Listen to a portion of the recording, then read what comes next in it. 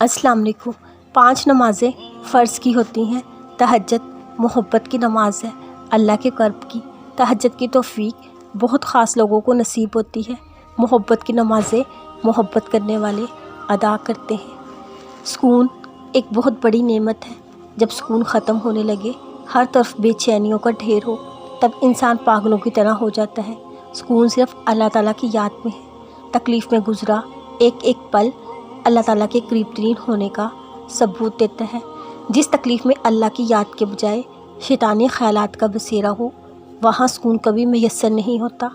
ہمیشہ ہر حال میں اپنے رب سے گفتگو کیجیے اور سکون حاصل کیجیے۔ اپنے رب سے چپ کے باتیں کرنا، اپنی من پسند چیزوں کی ڈیمانڈ کرنا، فرمائش کے بعد اپنی مانگی ہوئی چیزوں کے ملنے کا انتظار، اپنی دعاؤں کی قبولیت کا یقین، اپنے رب پر بھروسہ، یہ وہ احساس ہے جو اللہ کے ساتھ تعلق مضبوط کرنے کی بنیادی وجہ ہے۔ ایک ایسا احساس جس کا کوئی نامل بدل نہیں۔ اس دنیا کا سب سے خوبصورت احساس اللہ محبت ہی محبت ہے۔ میں اگر اللہ کے لفظ کو ڈیفائن کرنا چاہوں تو میرے نزدیک وہ لفظ محبت ہوگا۔ شاید یہ لوگوں کی باتیں اور یہ ٹھوکریں ہی ہمیں مضبوط بنا دیتی ہیں، اتنا مضبوط کہ ہم اپنی ذات پر اٹھنے والے سوالوں کا بھی جواب نہیں دیتے۔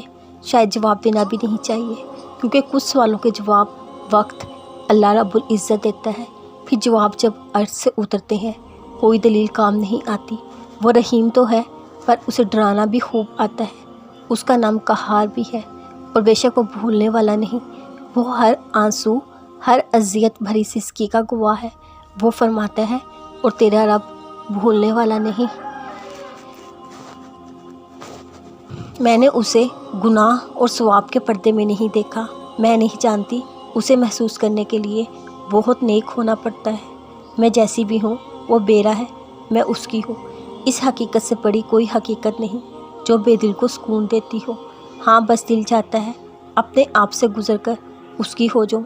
میرے غم، میری چپ، میری ہر سانس کا محرم وہ ہے۔ وہ ہمیشہ محبت لگا، اپنا سچا، باوفا، مخلص، ایسا کھرا جس کا نام البدل کوئی نہ ہو، ایسا اپنا کہ دل اس کی محبت پہ قربان ہے۔ ہر سانس اس کے نام پہ تڑپنے لگتا ہے۔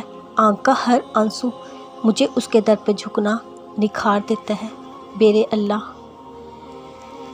انسانوں کے رویوں کے مطابق دلوں میں جگہ ہوتی ہے۔ جو شخص آپ کے ساتھ اچھا برتاؤ رکھتا ہے، آپ کا دل قدرتی طور پر اس کی طرف مائل ہوتا ہے۔